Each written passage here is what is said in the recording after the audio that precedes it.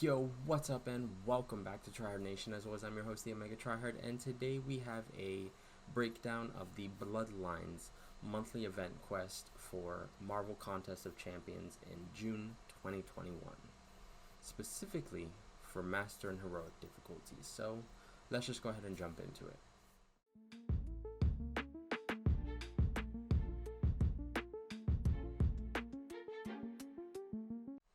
So, before I start, I'm not going to be listing Aegon, Ghost, or Quake in this video whenever I go over specific counters, just because I think they can basically all be all the bosses minus, I think, Blade can be dealt with one of those three, if not all three. So I'm just going to exclude them just to save some time, but if you have those three champions, you can do most of this. I was also originally going to do like the actual gameplay for Heroic, but the fights, even with 3 stars, were very short, so it's just going to be gameplay from the Master difficulty right now, but know that everything that applies to this also applies to Heroic, but Heroic might be missing a couple nodes that just make it easier. For example, the Elsa Bloodstone boss in Master has buffed up, but in Heroic it doesn't. So everything that applies here also applies there, but it's just going to be easier.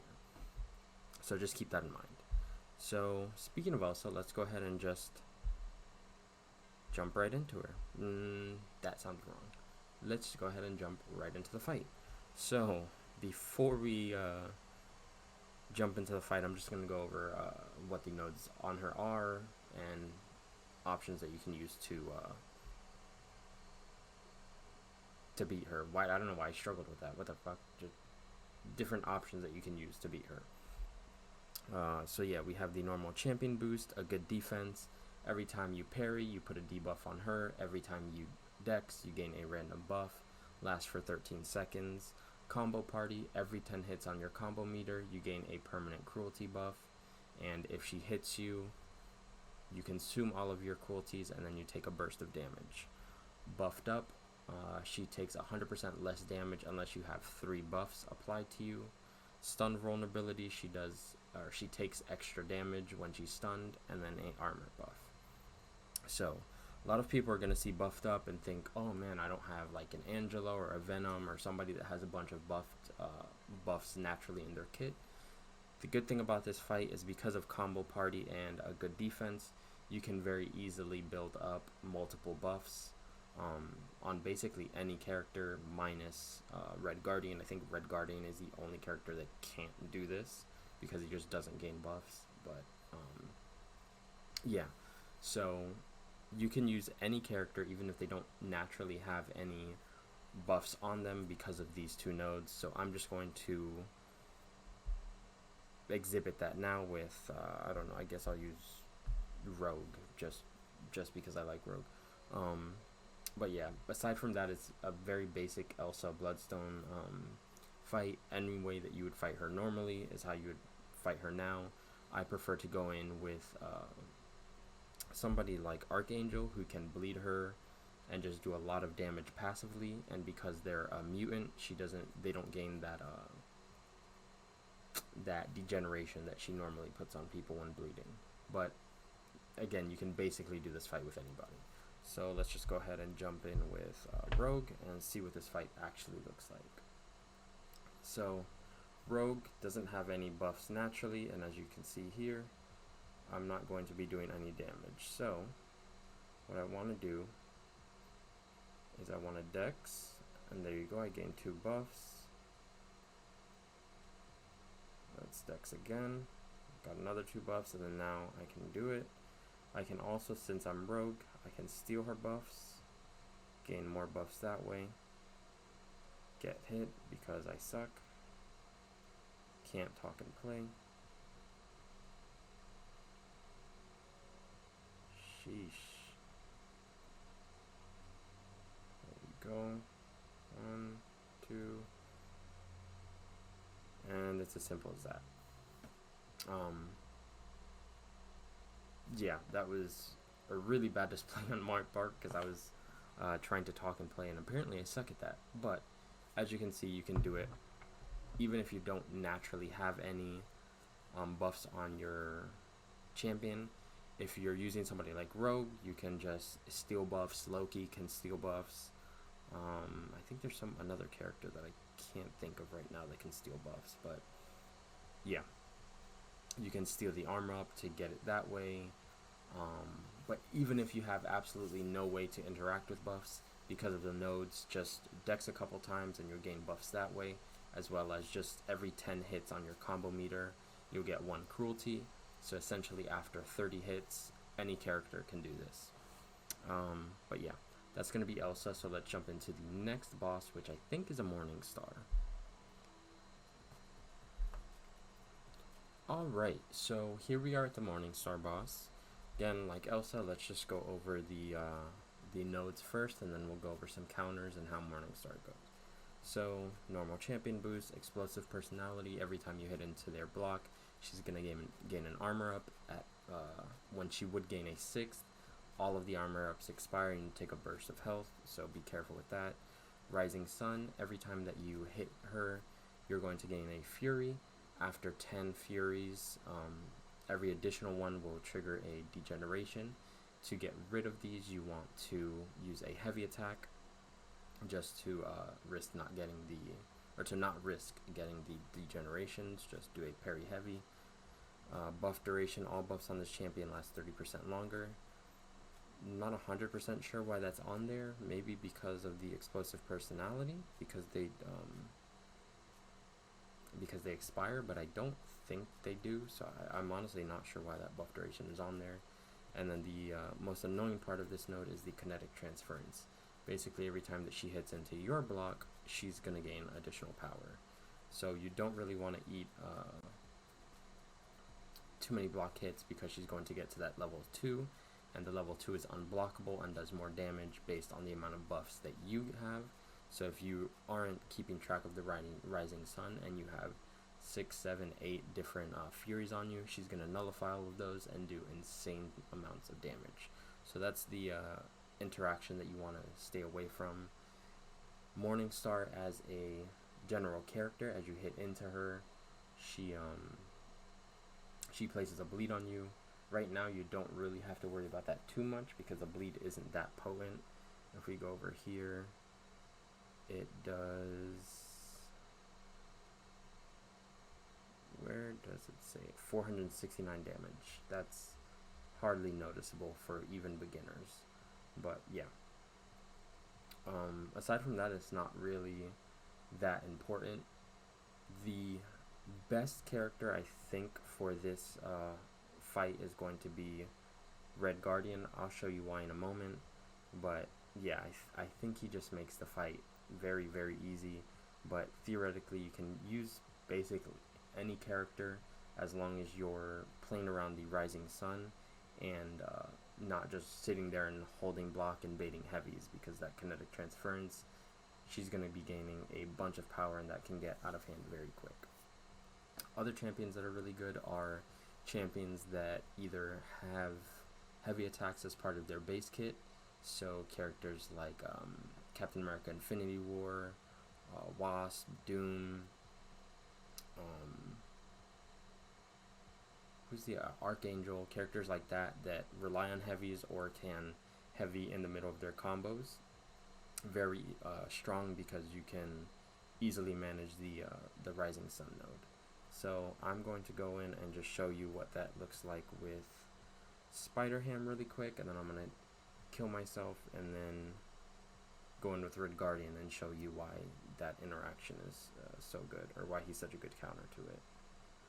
1, 2, 3, 4, 5. As you can see, every time I hit, I gain those Fury charges, and then every time she hits into me, she's gaining a bunch of power. So let's go ahead and start hitting past. As you can see, I'm getting more and more different degens. Oh man. Alright, well there, if I didn't auto evade that, I would have been destroyed because she would have nullified all of those Furies. But yeah, this is why Red Guardian is such a good counter, because as part of his kit, he just can't gain buffs. So there, as you can see, I didn't gain the dexterity buff, and also I'm not gaining any of the fury buffs, so I don't have to play around that node at all. The only thing I have to play around is the kinetic transference. There we go, just dodge that, and easy game, easy life. Let's do some random hits to try and beat a special. Not playing around it, so let's just go in and finish this off. Hopefully that actually does. But yeah, I think he's the best counter for this node. He's very, very strong, just like per hit, as well as, again, he doesn't gain buffs, so that completely shuts down the Rising Sun node.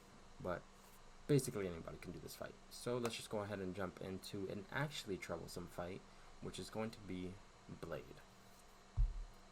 Alright, and here we are at the Blade boss. This is boss number 3, and this is usually the boss that has been giving people the most issues, especially in Cavalier, because this guy can get pretty annoying. But yeah, let's just go ahead and look through the nodes. So you have champion boost like normal, perforate, both champion special attacks are unblockable. So his are, you have to be very careful pushing him to the special 2, because I'm not even sure if it's possible to completely evade the special 2, and if you get hit by it, you're going to be taking a lot of damage.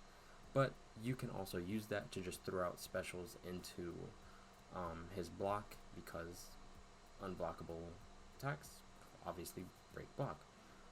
Power shield, this node makes it so you don't do damage outside of special attacks.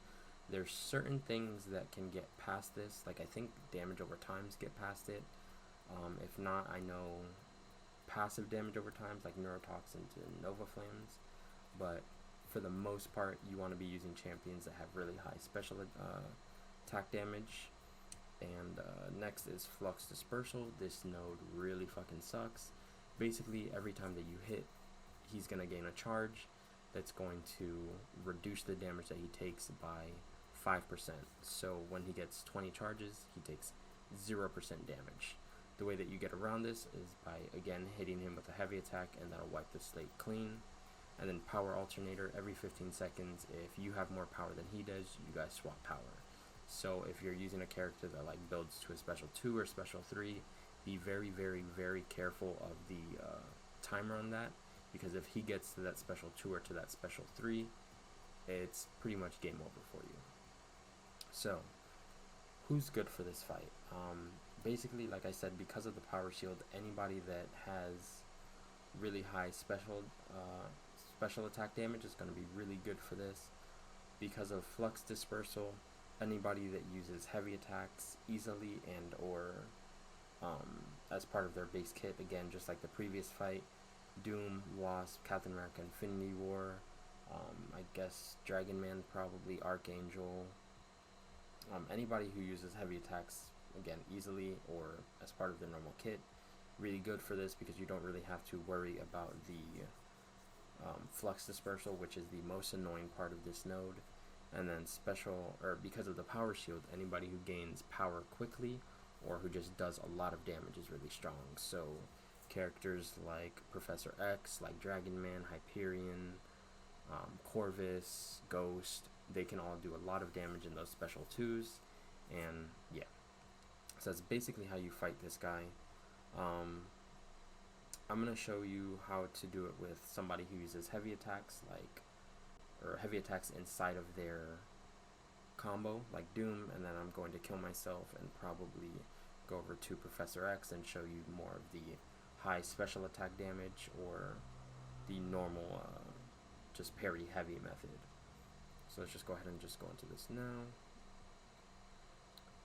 So as you can see, the charges up top goes to 4, and then when I heavy attack, it resets it. So another thing you can do to counter this guy, which is a pretty good way to counter him, is somebody who power controls, because as you can see there, ooh, I did it a little bit too late. As you can see there, if he starts getting pushed to the special 2, I can easily just use that, power drain him, and then you don't really have to worry about it. And then as you can see there, I'm not really doing much damage right now because he has 13 charges. So let's go ahead and bait that out. Oof. I'm going to hold this, get back to the special one, steal some power. And now I'm really not going to be doing any damage. So I have to bait this out again. 1, 2, and then I'm just going to parry heavy, get rid of those charges, and then we're good. Oh.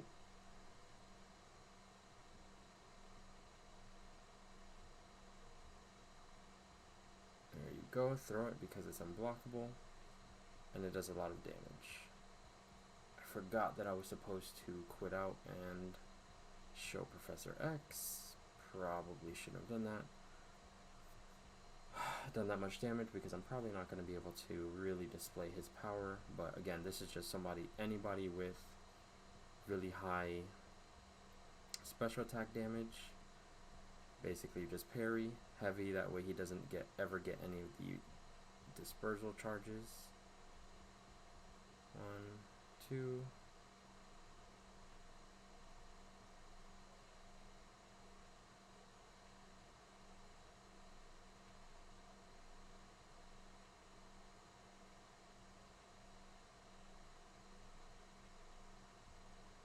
Just do this now.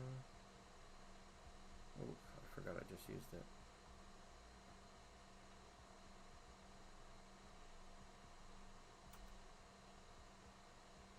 There we go, let's do that.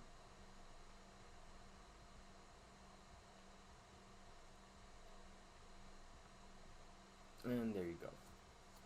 Those are the two easiest methods to deal with this guy, but again, you can also use somebody like Dragon Man or Hyperion, who gains a lot of power and just spam the special attacks. The only thing you'd have to be weary of is the power alternator, because if you have too much, you'll swap, he'll get to the special 2, and it's not going to be a good time. So next is the newest character for the month, which is the Overseer. So let's go ahead and jump into that. Alright, here we are at the Overseer, and before I go into the actual breakdown, I just want to say I really like the design of this character. He's super cool. He's basically a younger maestro from an alternate dimension who is just awesome. If you look on his belt, he has the Ultron helmet as just like a trophy on his belt. He has an infinity cube in his gauntlet. He has the purple vest from Magneto. His shoulder pads, I think, are from Cable, it looks like, or maybe Wolverine. I'm not 100% sure, or maybe nobody in particular. The red belt he has on, I think, is Doctor Strange's cape, and then on his back he has the Silver Surfer, the surfboard, but it's broken in half, and he uses it as a cleaver, and then he also has Captain America's shield. So his character is just super cool looking. But yeah, enough fangirling. Let's go over the actual nodes. So champion boost like normal, daunting, taunting. Each time the attacker reaches a bar of power, they are inflicted with a taunt debuff for 8 seconds, which plays into the Taunter's Express node, which is while the attacker is under the effects of taunt, their crit rate is doubled while launching a special attack. So whenever you do a special attack, your crit is going to be way higher, but when it's removed, you're inflicted with a permanent stifle debuff, which lowers your combat power rate. So basically, your special attacks are probably going to be doing more damage, but every time that you do one, you're going to reduce the amount at which you get power. So it's something that kind of scales you down in power as the fight goes on. Nothing hugely important. You can basically not throw specials and ignore both of those nodes entirely. Heal block passive, basically if you're using suicides or something like that, be careful of this because it's just a passive heal block, so you can't regen at all. But for the most part, this fight will probably be done before that'll kick in. And then the annoying part of this is Hard Knock Life. Every time the attacker performs a successful well-timed block, so basically every time you parry, you're going to reduce your ability accuracy and your block proficiency by 5%, and this does stack. So you have to be careful with that, because if you have one of these disorients on you, your parry can fail, and if you don't realize it, you'll let go, and then he'll 5 combo you, and you'll do a lot of damage. Now, for Maestro's mechanics specifically, there's 2 major things that you want to be careful of. You don't want to use somebody that's places nullifies, fate seals, or staggers, because he's immune, and because of his signature ability, every time that you would fate seal, nullify, or stagger him, he's immune to it, and then you're going to take a burst of physical damage. And then on top of that, I think he also gains that gamma radiation, and then above 3 he gains a bunch more damage. That's basically it. You just have to be careful with that. And then the biggest thing is, after he uses a special, he's going to gain an auto block and become stun immune. So yeah, you just have to be careful after he uses a special, because if you try and hit into him, he's going to auto block it, and while he's not going to get parried, or you're not going to get parried because it's not active on this difficulty, he can just combo into you and you're just going to eat it. You can't parry him as well while it's active, so again, just keep all of that in mind.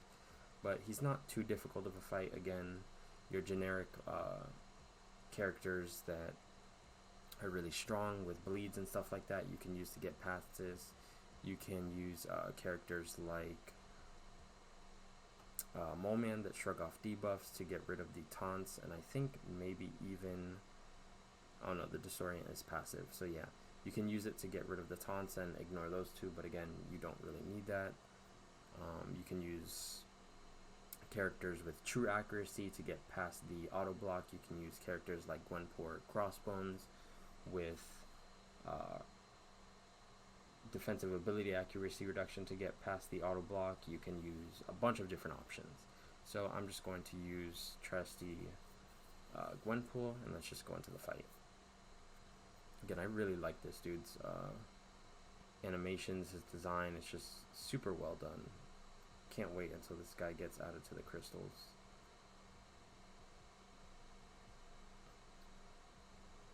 Alright, so here he's going to teleport and then do like a little shield bash. And as you can see, he auto blocks, but because the node isn't active, he's not going to parry me or anything like that. So it's not too risky, but just keep it in mind that he can combo you immediately after that.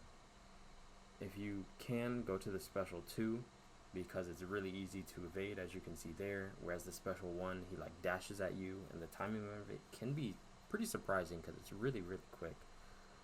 But yeah, pretty easy fight as long as you don't basically fail a parry because of the disorients. So let's go and jump into the final chapter, starting off with Guillotine 2099. Alright, here we are at the Guillotine 2099. Let's just go ahead and read through the notes like normal. Again, normal champion boost. Her abilities trigger 100% more often. So basically this means that her cloak has a double chance of activating. Empowered immunity. Anytime you would give her a debuff that she's immune to, she gains 33% of a bar of power. So don't use characters that bleed or poison, because she's bleed and poison immune, and she's going to gain power very quickly. Foresight, if you intercept her, you basically triple your damage for 5 seconds. Super strong there. And then No Mercy, each time the defender's knocked down, they gain a cruelty buff. Not sure why this matters, because she doesn't crit. Not that important. So her nodes are pretty standard, pretty normal. There's nothing too tricky in there aside from the empowered immunity, but I don't know why you would be using somebody that bleeds and poisons her anyways. So yeah, just a normal Guillotine 2099 fight, which it seems a lot of people have issues with, but I don't think many people know about one very simple mechanic for her, where if we go here and then scroll down to her Digicloak, it says 15% chance to activate Digicloak lasting 2.5 seconds per Digisoul and causing all unblocked attacks to miss.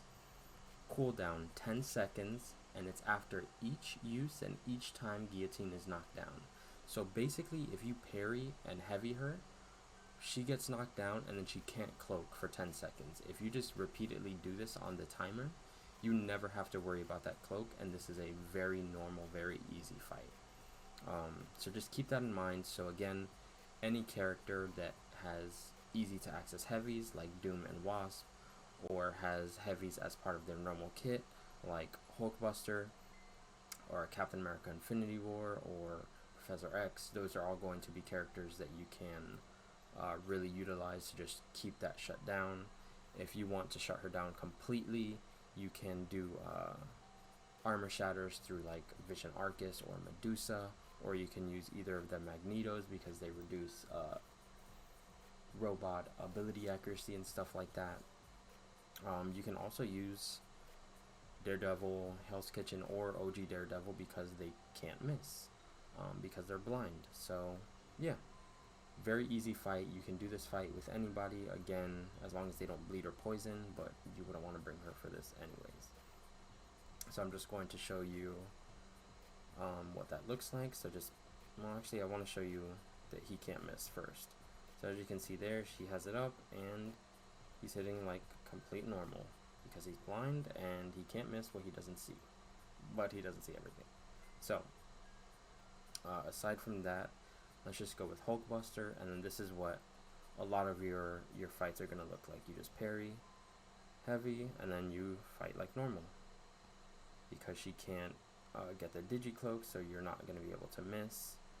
And yeah, so as you can see there, she's about to get the Digicloak timer back up, so just parry heavy again and we're good. How did I get hit there? She like broke my block. That's strange. So let's just do that. I'm going to do that again, and I'm just going to... Oh man, I didn't hit it with the unblockable. Ripperino, boys.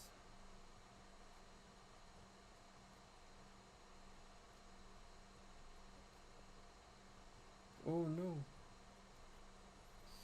Well, yeah, I tried to dash in and then use the special 2 to drain her power, but I mistimed the special 2. But yeah, screwed that up. So let's just go ahead and jump in with Magneto. Again, it reduces her ability accuracy, but as... Oh no, I guess that's only Red Magneto that does that. Well, Red Magneto can't miss at all on magnetized enemies, so... Yeah, I guess Red Magneto is going to be better for this, but I didn't realize that White Magneto can do that. But yeah, pretty easy fight. Again, you can use basically anybody as long as you use that parry heavy attack, shut down her cloak. Easy game, easy life. So let's jump into the final boss, which is going to be Purgatory. Alright, and here we are at the final boss, which is Purgatory. So again, before I get into the actual breakdown, this character is easily the coolest looking character in the game to me. I really love her visuals, the way that she plays, the way that her animations and stuff like that look. She is so cool, even thematically. The character is basically a different, an alternate universe version of Morningstar that killed Guillotine, and then you put her, like, stole her blade and like corrupted it and became this crazy cool looking demon. But yeah, anyways, really cool character design, but we're here for how to beat her. So normal champion boost like normal.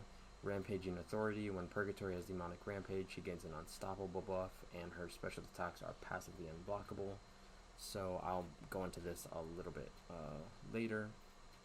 Prey on the Feeble. Whenever the attacker's buffs are nullified, expire fields are triggered due to ability accuracy. The defender gains a passive prowess. And then Pilfer Regen. Whenever you gain a buff, she has a 10% chance to nullify it and then gain a burst of power. So the way that these actually and improve power gain, increase all power this defender gains from power gain effects by 50%. So all three of these play into each other, because if you, let's say you do a dex, Pilfer can nullify that dex, which will give her a burst of power, which is increased by 50% because of that improved power gain, as well as she's going to gain that passive prowess from Prey on the Feeble, that increases her special attack by 70%, and because of Rampaging Authority, if her special attacks are unblockable and you get hit, it's going to do a lot of damage. So all of her nodes are fairly easy to play around. However, they all interact together to do some pretty crazy things, so you just want to be very careful about that. Now, for her specifically, she doesn't really have anything specifically tricky about her. Her L1 is kind of hard to evade because it covers a lot of distance and it's a lot of hits. The main thing that you want to know is her bloodthirst and the way that she gains power. So she gains 40% less power from being hit. However, every time that she is hit, she gains up to 9% of a bar of power. So she gains a passive power gain that basically gives her a certain amount of power. This happens once every second. I think it has like a second cooldown, and I think it can go up to like 2 stacks just because of the duration. So characters that can really easily power control are going to be really good for her. People that can passively power control or have petrifies, also really strong to go against her. So your Luke Cages, your voids are going to be really strong, as well as when she gets to 100 of these bloodthirst charges, she's going to get a buff called Demonic Rampage, which increases her attack rating, and her special attacks, because of the node, are going to be unblockable, as well as she's going to gain an unstoppable buff. So once she gets to 100 charges, kind of back off, because she's going to go unstoppable and her special attacks will be unblockable. If you get hit, because of the attack increase, you're going to take a lot of damage. And yeah, she also gains a fury buff, I think, gains a fury buff, increasing her attack rating during special attacks while she has Demonic Rampage. So basically, you want to fight fairly normal whenever you get to whenever she's under 100 bloodthirst, and when she gets to it, you kind of want to back off, anticipate that unstoppable and her special attacks.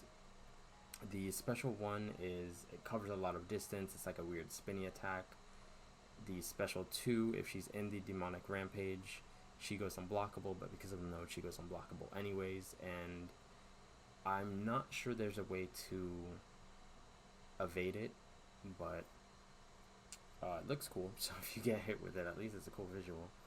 But yeah, so characters that are good against her, anybody that has a slow, again, anybody that can do a petrify, so Science class is going to be the MVP for fighting her. Your voids, your Luke Cages, your She-Hulks, they're all going to be really strong against her, as well as Blade. Blade has been the top contender for me, just because she's a dimensional being and he reduces the ability accuracy of dimensional beings, so he can stop her from getting that unstoppable buff whenever she goes into the Demonic Rampage, as well as he can stop the Demonic Rampage from actually activating. So she can get to the 100 charges and he can stop it and basically reset her back to 0 because it fails to activate.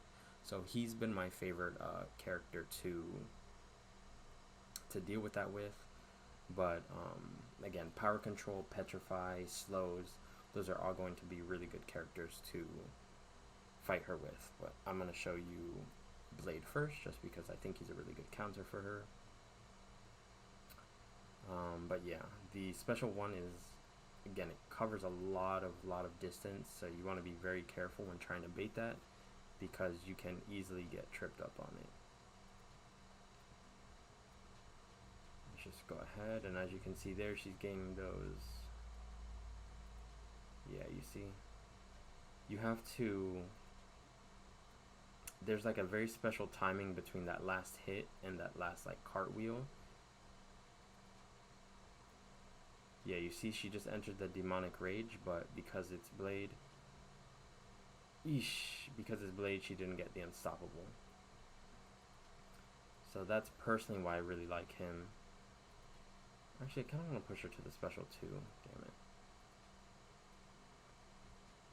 So that's another thing you can do, just keep dashing back. That's usually what I do, but there is a specific timer between that last hit and that last like spin where you can like dash back, stand there for a second, and then dash back.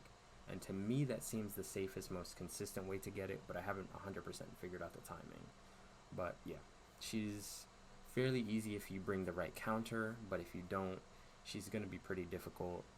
Again, as you can see there, I messed up evading this special 3 times.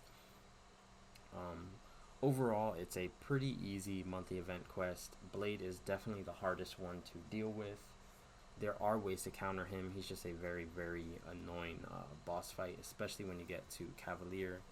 Again, Heroic is going to be what you see here, just easier. So some nodes are removed, which make it a lot easier. The health pools are lower, makes it a lot easier. But yeah, MVPs are, again, I think 4 of the 6 bosses really benefited from characters that utilized heavy. So Wasp, Doom, Captain America Infinity War, Archangel, Hulkbuster, Ghost, characters that utilize heavy attacks as part of their normal kit or can easily access them are going to be your MVPs for this entire month. But yeah, that's going to be it for this video. I will be doing an Uncollected and Cavalier breakdown as well, but expect those in the next couple of days. I have a pretty busy weekend, but yeah. Hopefully this helped you guys. If it didn't, let me know down below what I can change, so maybe I can add a re-edited video after this, or more specific like breakdowns of different fights showing you how different matchups and stuff like that go. But no matter what, thank you guys for watching this far. Thank you for all the thumbs up, the thumbs down, the comments, all the people subscribing to me. I really appreciate all of your guys' support. It really does mean the world to me. But no matter what, that's going to be the end of this video. I appreciate you guys. I love you guys. Be safe, because I'll see you next time. Peace.